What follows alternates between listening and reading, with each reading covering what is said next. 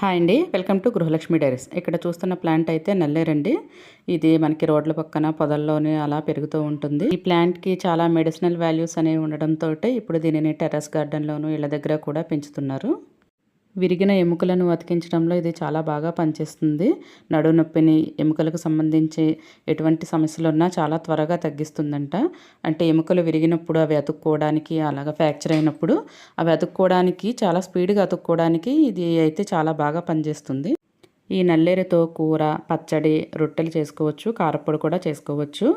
దీనికి సంబంధించిన రెసిపీస్ అయితే మన ఛానల్లో ఉన్నాయి. ఎవరైనా ఇంట్రెస్ట్ ఉంటే వాటిని కూడా ఒకసారి చూడండి. దీనికి చిన్నగా ద్రాక్ష గుత్తుల్లాగా ఇలా ఫ్లవర్స్లా వచ్చి దానికి రెడ్ కలర్లో కాయల్లా వస్తాయి. అవి సీడ్స్ అనమాట. దీనిని ఇలా సీడ్స్ ద్వారా కానీ, లేదంటే ఈ కణుపులు, ఇవి కణుపుల్లా ఉంది కదా, వాటిని కట్ చేసి మట్టిలో గుచ్చినా చాలా ఈజీగా పెరుగుతుంది. దీనికైతే పెస్ట్లు కూడా ఏమీ రావు. ఇలాంటి టబ్స్లో కూడా సులువుగా పెరుగుతుంది.